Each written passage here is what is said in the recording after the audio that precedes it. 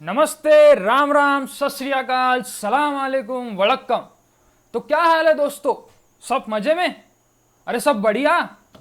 ऐसे ही बढ़िया रहने दीजिए, कोई टेंशन लेने की जरूरत नहीं है।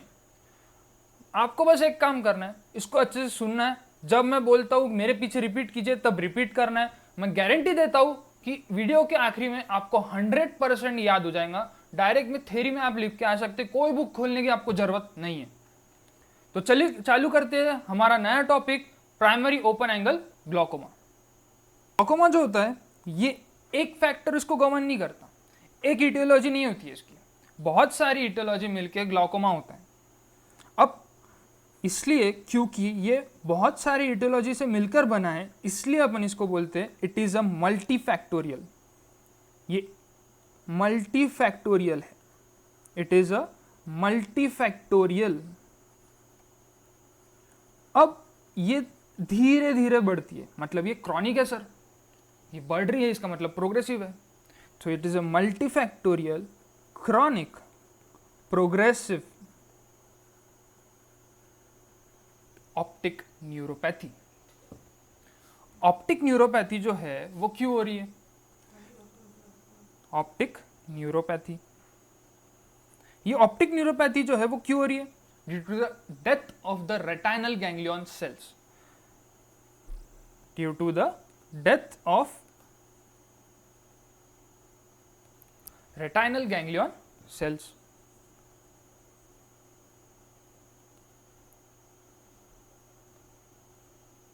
अब सर ये death of retinal ganglion cell से क्या होगा जिससे अपने को पता चलेगा कि सर ये सही में ग्लॉकोमा है? तो इसके लिए सर कुछ कैरेक्टरिस्टिक चीजें होनी चाहिए। उसके लिए दो चीजें बहुत इंपॉर्टेंट है, एक तो कैरेक्टरिस्टिक ऑप्टिक डिस्क चेंजेस और एक कैरेक्टरिस्टिक विजुअल फील्ड इफेक्ट्स। अगर ये दो चीजें दिखती है, ऑप्टिक डिस्क चेंजेस और विजुअल फील्ड इफेक्ट्स, तो ये कैरेक्टरिस्टिक होती है ग्लॉकोमा की। कौन सी दो चीजें बोलिए? कैरेक्टरिस्टिक ऑप्टिक डिस्क चेंजेस और कैरेक्टरिस्टिक विजुअल फील्ड डिफेक्ट्स। तो अपने को मेन फोकस इन दो चीजें पर रखना है। अब जो मैं बोला कैरेक्टरिस्टिक ऑप्टिक डिस्क चेंजेस और कैरेक्टरिस्टिक विजुअल फील्ड इफेक्ट, वो अपन लिख लेते with characteristic optic disc changes and characteristic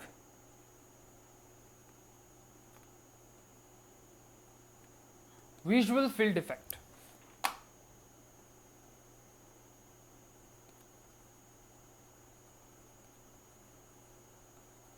अब अपन बात कर रहे हैं किसकी, कौन से इसकी ग्लॉकोमा की बात करने वाले अपन? प्राइमरी ओपन एंगल ग्लॉकोमा की।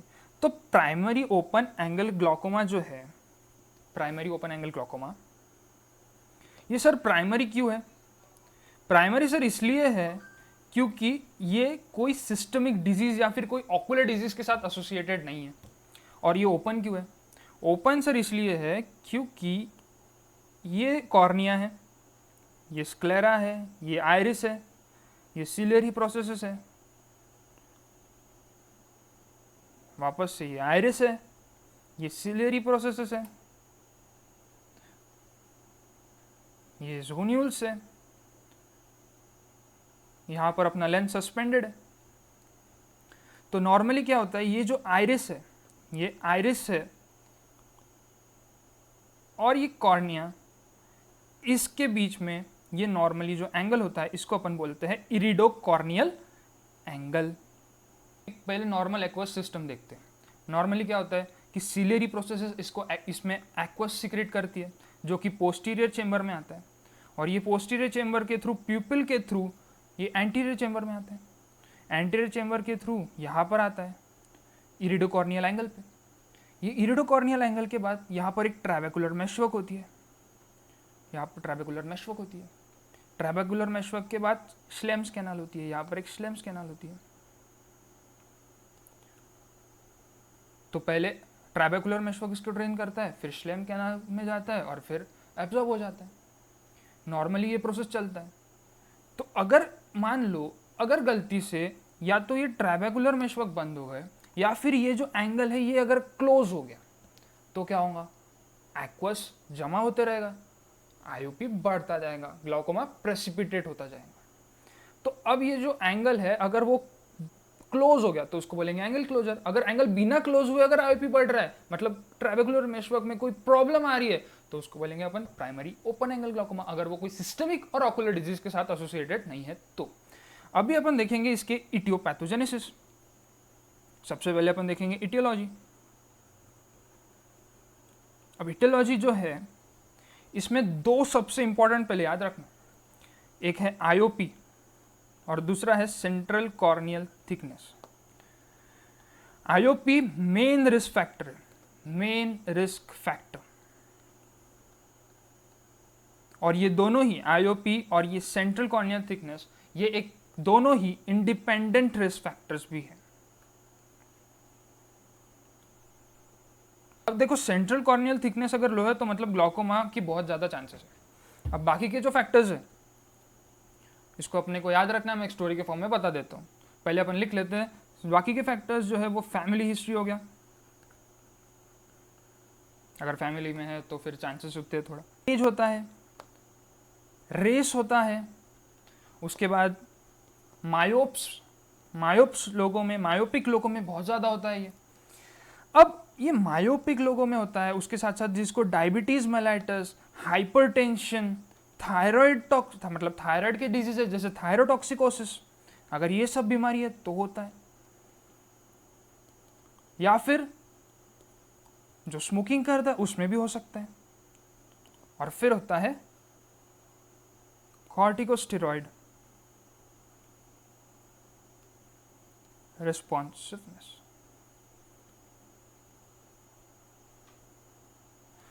एज की बात करें तो ये 5th to 7th डिकेड में ज़्यादा होता है, 5th to 7th डिकेड में होता है।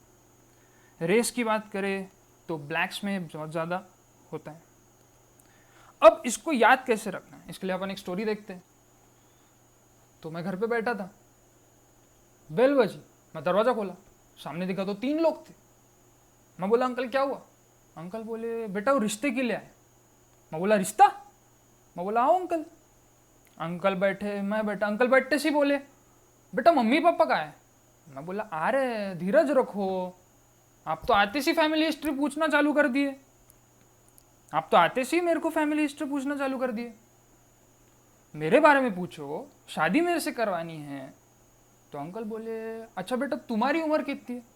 मैं बोला अंकल मेरी उम्र से आपको क्या लेना देना, उम्र तो आपकी बेटी ने पूछनी चाहिए क्योंकि शादी तो आपके बेटी को करनी है मेरे से। अंकल बोले अरे ऐसा नहीं रे बेटा, अच्छा वो छोड़। अंकल बोले अच्छा तुम गोरे हो या काले हो? मैं बोला अंकल ये कौन सा सवाल है, आपको दिख नहीं रहा मैं गोरा हूँ या काला हूँ? अंकल बोले अगर दिख रहा होता बेटा तो पूछता था क्या मैं बोला अंकल क्यों? अंकल बोले अरे बेटा दूर का दिखाई नहीं देता है। मैं बोला अंकल क्या, आपको दूर का नहीं दिखाई देता, मतलब आपको मायोपिया है? अंकल बोले क्या, हाँ मायोपिया क्या? मैं बोला अंकल कुछ नहीं, इधर उधर भटक जाते हैं, ज़्यादा माइंड मत कीजिए। अंकल बोले अच्छा बेटा वो जान दो, तुमको कोई बीपी शुगर थायराइड वायराइड को तो बीमारी नहीं है ना? मैंने बोला अंकल नहीं मेरे को बीपी शुगर कोई थायराइड की कोई बीमारी नहीं है। अच्छा अंकल बोले अरे बेटा तुमको कोई सुट्टा वुट्टा ड्रग्स वग्स कुछ उसका शौक तो नहीं है ना? मैंने बोला अंकल नहीं मेरे को शौक तो है नहीं, अगर आपको चाहिए तो मंगा देता हूँ। तो इस तरीके से अपन इस चीज़ को सारे फॉर्मेट को आसानी से याद रख सकते हैं। तो अपन अभी पैथोजेनेसिस देखते हैं कि सर ये होता क्यों है।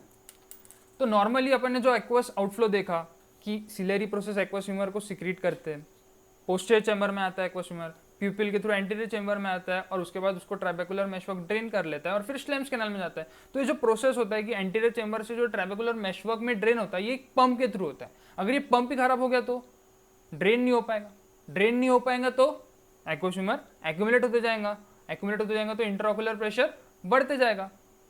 तो अपने को सबसे पहले लिखना है कि ये due to the failure of pump mechanism है।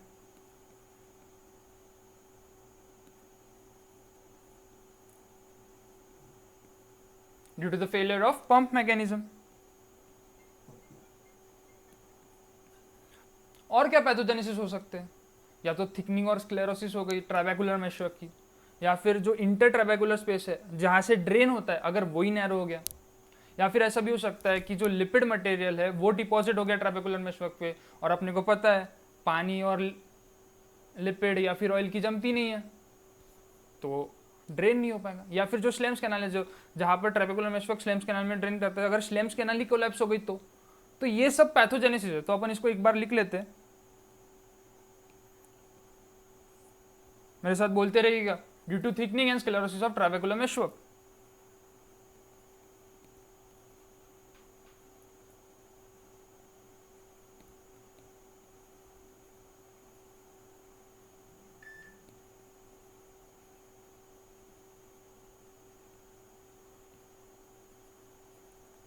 ट्रेबेकुलर मेशवर्क, या फिर narrowing of inter trabecular space,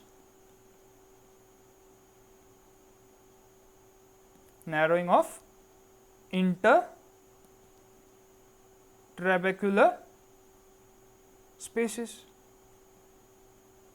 या फिर क्या हो सकता है, डिपोजिशन ऑफ लिपिड मटेरियल,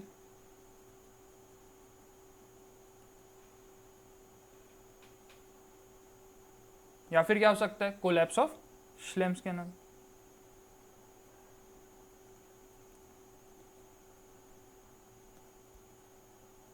तो ये पैथोजेनेसिस हो गई। सिम्टम्स के लिए अपन एक सुनते हैं। सिम्टम्स क्या होता है, सिम्टम्स मतलब जो पेशेंट बताता है डॉक्टर को, या फिर जो पेशेंट कंप्लेन करता है कि सर मेरे को ये तकलीफ है। तो सबसे पहले क्या होता है, मैं दो लोग की कहानी बताऊंगा, एक राम और एक श्याम। अपने को ये इमेजिन करना है कि राम को है ग्लूकोमा। क्या है राम को? ग्लूकोमा। तो राम पढ़ रहा था बेचारा, लिख रहा था, पढ़ रहा था, बाजू में श्याम बैठा था मस्त आराम से। राम पढ़ रहा था, एकदम से अचानक से बोले, यार बहुत दुख रही है यार, आंखें पढ़ते नहीं आ रहा है, रीडिंग भी नहीं हो रही है, पढ़ाई भी नहीं हो रही है, सर भी बहुत दुख रहा है यार, बहुत चक्कर आ रहे हैं। श्याम बोला, कुछ नहीं, तू बहुत पढ़ रहा होगा बहुत दिनों से, इसलिए हो रहा होगा। राम बोला, राम ने भी यही सोचा होगा, हाँ ऐसा कुछ होगा, इसलिए उसने इग्नोर कर दिया, बेचारा पढ़ाई रख दी और सो गया। तो उसको क्या पता था कि ये उसका एक ग्लूकोमा का सिम्टम बन सकता था। तो क्या क्या दिक्कत हुई उसको? सबसे पहले दिक्कत ये थी कि उसको डिफिकल्टी इन रीडिंग,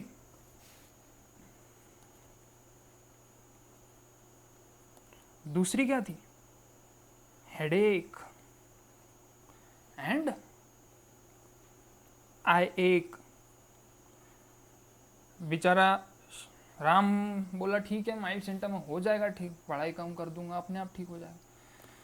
तो ठीक है बोला राम। उसके बाद क्या हुआ, कुछ दिन बीत गए, पल्स आ गई उनकी, पल्स जाएंगे बोले। पल्स गए, मनाली पहुंचे कुछ 5-6 बजे शाम को। उस दिन तो कोई साइट सीइंग नहीं कर सकते थे, तो सब ने सोचा कि थोड़ा फ्रेश हो लेते, रात को वॉक कर लेंगे। तो सब फ्रेश होके आए, राम और श्याम भी थे। जब राम आया, राम को दिखा कुछ ऐसा, और जब श्याम और उसके बाकी के दोस्त आए तब उनको देखा कुछ ऐसा। तो राम को लगा इतना अंधेरा कहाँ से आ गया। राम ने किसी को बोला नहीं, उसको लगा कि हो सकता है मनाली है भाई, हो सकता है। थोड़ा कुछ टाइम गुजरा, उसके बाद राम को भी ऐसा दिखने लगा जैसे बाकी लोगों को दिख रहा था। तो राम बोला, यार इतना अचानक से इतनी रोशनी कहाँ से आ गई, अब तक तो इतना अंधेरा था, इतनी रोशनी कहाँ से आ गई। श्याम बोला, भाई ये रोशनी पहले से ही थी। राम बोला, अरे नहीं अभी तक तो बहुत अंधेरा था। श्याम बोला कि नहीं, तेरी गलत फहमी, तू जाके आराम कर, तेरे को वापस आराम की जरूरत है। राम को भी लगाऊंगा, हो सकता है। तो यहां पर जो उन्होंने सिम्टम इग्नोर किया वो था delayed dark adaptation. Delayed dark adaptation. उसके बाद अब अगले दिन तो साइट सीइंग जाना था, अगले दिन साइट सीइंग जाना था। सब उठे, नहाए धोए, हरियाली देखने जाएंगे बोले, हरियाली। तो गए, तो सब देखने गए, माउंटेन पे चढ़े, देखा तो हरियाली हरियाली, बट बाकी लोगों को दिख रहा था पूरा क्लियर, राम को दिख रहा था कुछ ऐसा धुंधला धुंधला सा। श्याम बोला राम को, यार कितनी मस्त हरियाली है। राम बोला, यार वो हरियाली तो ठीक है, ये ऐसा ब्लर क्या दिख रहा है यार, ये इधर मेरे लेफ्ट साइड में थोड़ा सा कुछ ब्लर दिख रहा है। ये क्या है, क्या ये? श्याम बोला नहीं यार, सब तो क्लियर है। राम बोला नहीं, इस बार आज तो मैं सही हूँ, इतने दिन से तुम्हारी सुन रहा कि रेस्ट लो रेस्ट लो, अब तो मेरा सही है कि यहाँ पर कुछ धुंधला धुंधला है। तो ये क्या था? स्कोटोमा। ये नया सिम्टम था प्राइमरी ओपन एंगल ग्लाइकोमा का। इसके बाद अब उसको तो नहीं पता था कि ये स्कोटोमा है, तो श्याम बोला उसको कि अपन डॉक्टर के पास जाते, चिंता मत कर। तो राम बोला चल यार अभी चलते। श्याम बोला यार अभी नहीं, अभी हरियाले का मजा ले लेते, कल जाएंगे। तो राम बोला यार पक्का उठाएगा क्या? पर तू उठता नहीं। तो श्याम बोला यार मैं खुद उठाऊंगा तेरे को, पक्का मैं खुद चलूंगा तेरे साथ। तो राम बोला ठीक है। तो फिर शाम उठा सुबह, राम को उठाया, राम ने आंखें खोली, पर राम ने आंखें खोली तो उसको कुछ दिखा नहीं। इसका मतलब राम को क्या हो गया था? Blindness. And stage symptom of primary open angle glaucoma, blindness, आखिरी सिम्टम डेवलप हो चुका है। तो जल्दी से रिवाइज कर लेते हैं। इस पिक्चर से अपन याद रखेंगे डिफिकल्टी इन रीडिंग, हेडेक। इस पिक्चर से डिलेड डार्क अडेप्टेशन। ये पिक्चर क्या दर्शाता है? Scotoma, visual field defect. और इसके बाद एंड स्टेज क्या होगा? ब्लाइंडनेस। तो ये अपने 5 सिम्टम, हेडेक, आई एक, difficulty in reading, delayed dark adaptation, scotoma and blindness. अब वो राम हो गया चिंतित। राम बोला यार मेरे को जल्दी डॉक्टर के पास लेके चल। तो अपन अभी देखेंगे साइंस। अभी कहाँ पे आ गए अपन? डॉक्टर के पास। तो साइंस, अब डॉक्टर देखेंगे इसलिए उसको बोलेंगे अपन साइंस, क्योंकि डॉक्टर बताता है। राम आया डॉक्टर साहब के पास। डॉक्टर साहब बोला डॉक्टर ये मेरे को कुछ दिखाई नहीं दे रहा है। डॉक्टर बोला चिंतित ना होइए, कुछ पिछले दिनों का बताइए। तो राम बोला मेरे को पिछले कुछ दिनों से लिखने में, पढ़ने में सर भी दर्द कर रहा था, धीरे धीरे मेरा मतलब रात को भी बहुत डिलेड डार्क अडेप्टेशन हो रहा था। मेरे को कल हम पहाड़ गए, हरियाली पे गए तो वहां पर भी थोड़ा धुंधला धुंधला दिख रहा था, और आज सुबह तो मैं पूरा ही अंधा हो गया। तो डॉक्टर बोले बेटा राम इतने दिनों से कहाँ थे? राम बोला डॉक्टर मेरे को लगा कि ये मामूली होगा। डॉक्टर ने देखा कि मैं तुम्हारा एग्जामिनेशन करता हूँ, तो डॉक्टर ने सबसे पहले क्या किया? एंटीरियर सेगमेंट साइंस देखने की कोशिश की। डॉक्टर ने क्या देखा? अब डॉक्टर देखेगा तो किससे देखेगा भाई? डॉक्टर देखेंगे तो कोई ना कोई इंस्ट्रूमेंट से तो देखेंगे ही ना। तो वो जो इंस्ट्रूमेंट जिससे डॉक्टर देखेगा उसको बोलेंगे अपन स्लिट लैम्प बायो माइक्रोस्कोप। तो जो डॉक्टर जो इंस्ट्रूमेंट से देखता है उसको अपन क्या बोलते हैं? Slit lamp bio microscope. अब डॉक्टर ने क्या देखा? सबसे पहले डॉक्टर ने देखा कॉर्निया। ये क्या है? कॉर्निया है। सबसे पहले डॉक्टर ने देखा कॉर्निया। कॉर्निया डॉक्टर को लगा हेजी। डॉक्टर ने बोला ठीक है, हो सकता है, बहुत सारे डिजीज में होते हैं। फिर डॉक्टर ने प्यूपिल देखा, प्यूपिलरी रिफ्लेक्स देखा। तो प्यूपिलरी रिफ्लेक्स भी थोड़ा था स्लगिश। प्यूपिलरी रिफ्लेक्स भी क्या था? स्लगिश। डॉक्टर ने देखा central corneal thickness. Central corneal thickness. अब जब डॉक्टर ने देखा सेंट्रल कॉर्नियल थिकनेस, और जब डॉक्टर को यह पता चला कि सेंट्रल कॉर्नियल थिकनेस लो है, तो डॉक्टर को पूरा शक हो गया कि इसको ग्लाइकोमा हो चुका है, क्योंकि ये बहुत ही बड़ा इंडिपेंडेंट रिस्क फैक्टर है जो कि एक बहुत बड़ा सस्पिशन लाता है ग्लाइकोमा। ये पता चला कि सीसीटी है, सेंट्रल कॉर्नियल थिकनेस लो है। डॉक्टर ने देखा अब आईओपी देख लेते थोड़ा। डॉक्टर ने बोला आईओपी देख लेते, क्योंकि आईओपी एसोसिएटेड होता है ग्लाइकोमा से। डॉक्टर को उसका शक थोड़ा सा दूर करना था, तो डॉक्टर ने बोला अपन डायर्नल वेरिएशन टेस्ट करेंगे। डॉक्टर को ये पता था कि ग्लाइकोमा में आईओपी सुबह और रात को अलग अलग रहता है, मतलब सुबह ज़्यादा रहता है, रात को कम होता है। कौन से? प्राइमरी ओपन एंगल ग्लाइकोमा में। प्राइमरी एंगल क्लोजर ग्लाइकोमा में उसका उल्टा रहता है। प्राइमरी ओपन एंगल ग्लाइकोमा में कैसा रहता है? सुबह ज़्यादा रहेगा, रात को धीरे धीरे कम होते जाएगा। तो डॉक्टर ने डायर्नल वेरिएशन टेस्ट, मतलब सुबह भी करके देखा, शाम को भी करके देखा, और ये हर 3-4 घंटे में करना पड़ता है पूरे एक दिन के लिए। अगर डॉक्टर को ये दिखता था कि डायर्नल वेरिएशन अगर ग्रेटर देन 5 mmHg है, इसका मतलब ये सस्पिशियस है। मतलब अगर सुबह का और रात का जो डिफरेंस है अगर वो 5 mm से ज़्यादा है तो ये सस्पिशियस है। पर डॉक्टर ने क्या देखा कि वो जो डिफरेंस था वो 8 mm से ज़्यादा था, मतलब वो क्या है, डायग्नोस्टिक है।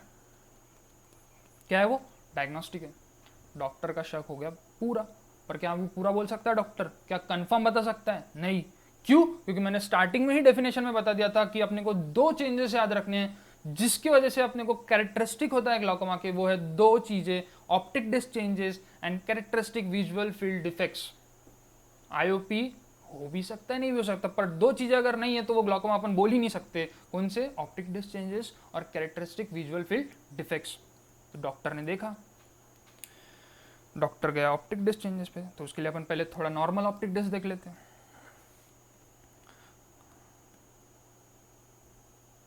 तो ये होता है अपना ऑप्टिक डिस्क।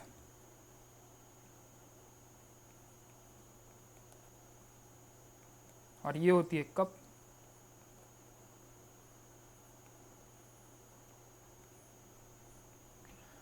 अब जो ऑप्टिक डिस्क और जो कप होता है, मतलब कप, ये जो कप है और ये जो डिस्क है, कप अपॉन डिस्क का जो रेशियो होता है नॉर्मली 0.3 से 0.4 के बीच में रहता है।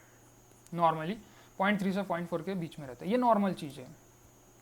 उसके बाद दोनों आंखों का, मतलब राइट और लेफ्ट है, दोनों आंखों का जो रेशियो रहता है वो ऑलमोस्ट सेम रहता है, या फिर 0.1 का डिफरेंस आ सकता है। ये नॉर्मल चीज़ है, ठीक है। अब अपन देखते हैं ग्लाउकोमा में क्या होता है। अब ग्लाउकोमा के ऑप्टिक डिस्क चेंजेस को अपन 3 इसमें डिवाइड करेंगे। अर्ली ग्लाउकोमेटस चेंजेस, फिर जब डिजीज और प्रोग्रेस होंगी तो ऑप्टिक डिस्क पे क्या होगा, advance glaucomatous changes, advanced glaucomatous optic disc changes, और आखिरी की स्टेज जिसमें क्या होगा, ग्लाउकोमेटस ऑप्टिक।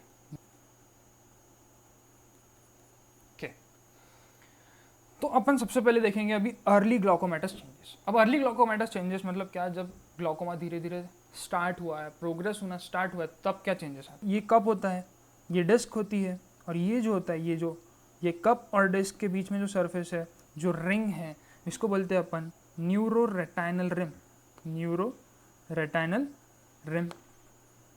अब ग्लाउकोमा के केस में क्या हो रहा है कि धीरे धीरे रेटाइनल गैंग्लियन सेल्स का डेथ हो रहा है, तो जिसकी वजह से क्या होगा कि ये जो न्यूरो रेटाइनल रिम, मतलब क्या, रेटाइनल सेल्स की बने हैं, न्यूरॉन्स से ही बने हैं, इसका मतलब क्या होगा कि ये डैमेज होंगे सिलेक्टिवली। उसमें भी याद रखना, एक रूल बताता हूँ। रूल होता है एक ईजेंट रूल, ISNT, ईजेंट रूल।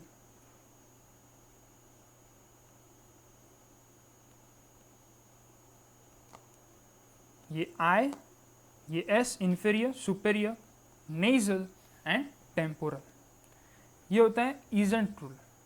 सबसे ज़्यादा जो थिकनेस होती है वो इंफीरियर की होती है, उसके बाद सुपेरियर की होती है, फिर नेजल की होती है, और फिर सबसे कम जो होती है वो टेम्पोरल की होती है।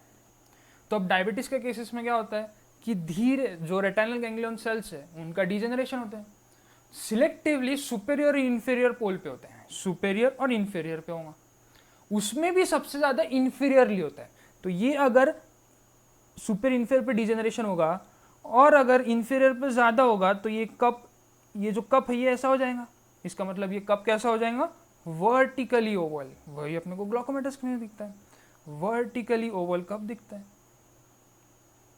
देख रहे, वर्टिकली ओवल कप।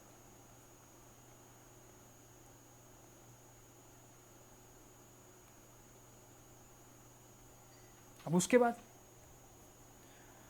मैंने बताया था नॉर्मल के केस में क्या होता है, कप टू डिस्क रेशियो कितना होता है, 0.3 to 0.4। अर्ली ग्लाउकोमेटस चेंजेस में क्या होता है, 0.4 से ज्यादा हो जाता है। इसका मतलब सर ग्लाउकोमा की तरफ तो जा रहा है। उसके बाद मैंने ये भी बताया था कि 2 आइज के बीच में जो रेशियो है, कप टू डिस्क रेशियो, वो डिफर नहीं होना चाहिए, हुआ तो भी 0.1, उससे ज़्यादा नहीं। बट ग्लाउकोमा के केस में, स्टार्टिंग के ग्लाउकोमा के कंडीशंस में जो दो आइस के बीच में जो डिफरेंस आता है वो 0.2 से ज़्यादा रहता है, इसलिए मतलब दोनों का कप डिस्क रेशो एसिमेट्रिकल है। दोनों आइस का कप डिस्क रेशो क्या हो चुका है? एसिमेट्रिकल। दोनों आइस का कप डिस्क रेशो एसिमेट्रिकल हो चुका है,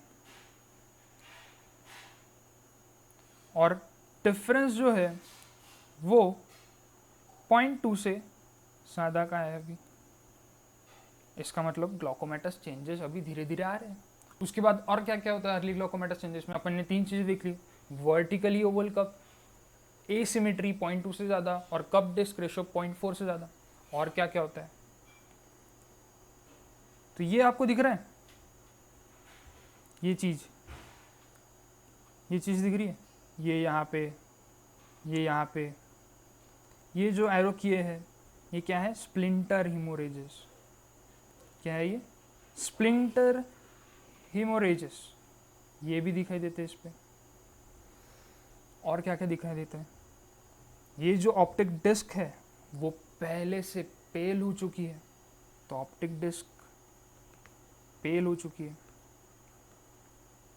और क्या क्या होता है? मैंने बताया था ना, रेटाइनल न्यूरॉन्स की डेथ हो रही है।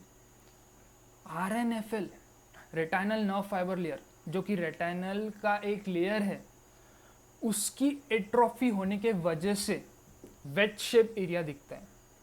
वेज शेप्ड एरिया ये यहाँ पर दिख रहा है, एरो जहाँ पर किया है, वेज शेप्ड एरिया। ये मैं इसको मार्क कर देता हूँ, ये। और उसी के ओगन रेड फ्री लाइट में देखेंगे तो और क्लियरली दिखता है यहाँ पर।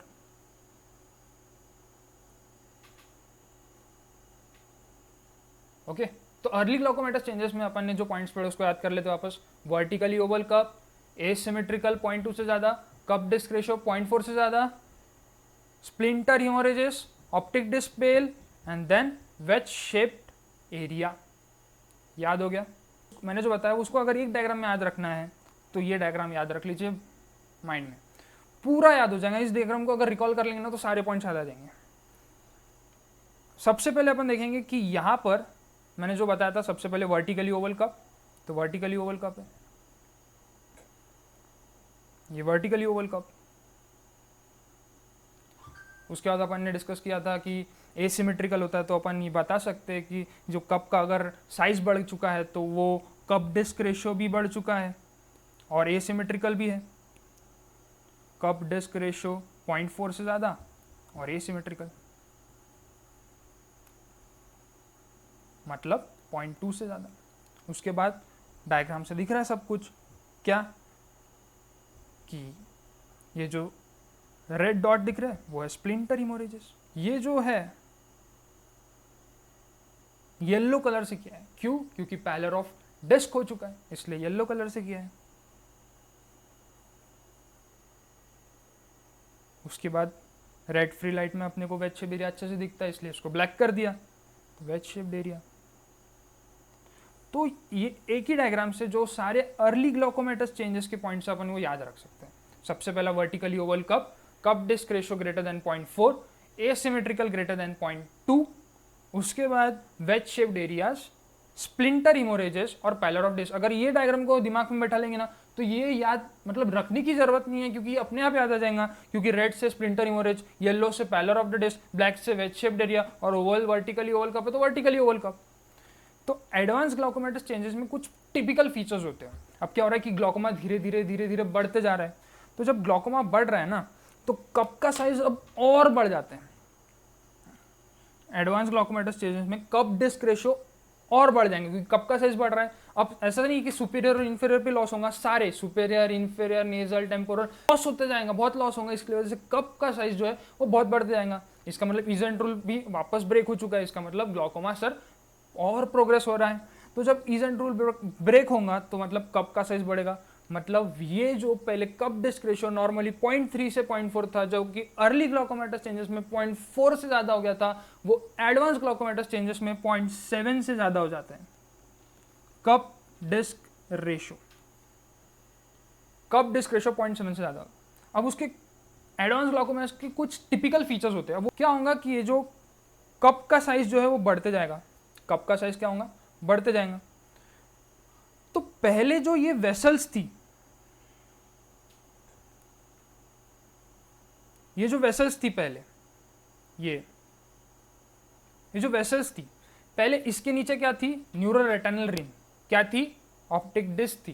पहले कब था क्या इधर? पहले कब था इधर? यहां पर थी neuro retinal rim, optic disc थी, जिसके ऊपर से इसको सर्कम लीनियर वेसल्स बोलते हैं। सर्कम लीनियर वेसल्स इसके से पास हो रही थी। बट अभी क्या हुआ? कप का साइज जो है वो इतना हो गया।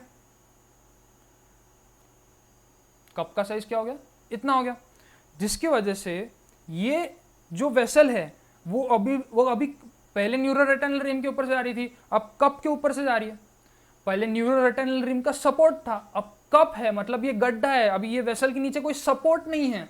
इसलिए ये मेन टिपिकल फीचर है, इसको बोलते हैं bearing of circumlinear vessels. Bearing मतलब कोई सपोर्ट नहीं है नीचे, जो कि पहले न्यूरो रेटिनल रिम और ऑप्टिक डिस्क दे रहे थे, वो अभी कप है, वो एक गड्ढा है, तो उसको कोई सपोर्ट नहीं मिलेगा। इसलिए अपन सबसे मेन जो चीज देखेंगे इसमें, bearing of circumlinear vessels, bearing of circumlinear vessels।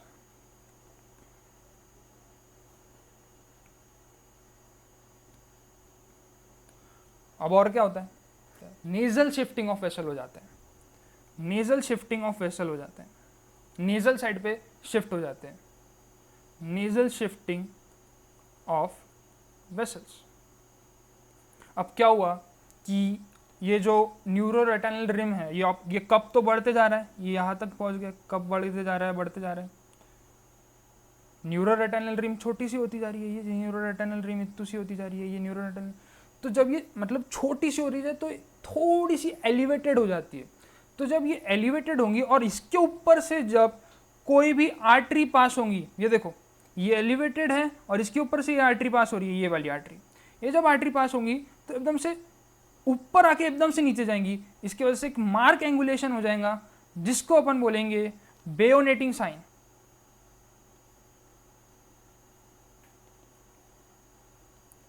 बेयोनेटिंग sign किसको बोलेंगे? ये एक्यूट एंगुलेचर को। थोड़ा सा जेड शेप जैसा दिखता है ये एंगुलेचर।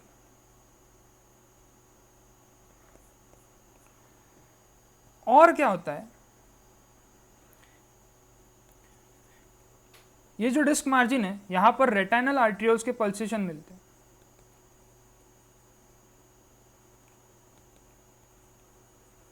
पल्सेशन, और ये पैथोग्नोमिक होता है ग्लूकोमा का। Pathognomic of glaucoma, it's pathognomic of glaucoma. और आखिरी जो है वो है लैमेला डॉट साइन। तो लैमेला डॉट साइन क्यों बोलते हैं वो अपन थोड़ा सा नॉर्मल चीज देख लेते हैं। ये अपना होता है cornea, iris, ciliary processes, iris, ciliary processes,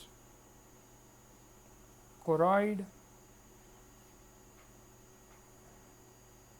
sclera बाहर से, रेटिना अंदर से।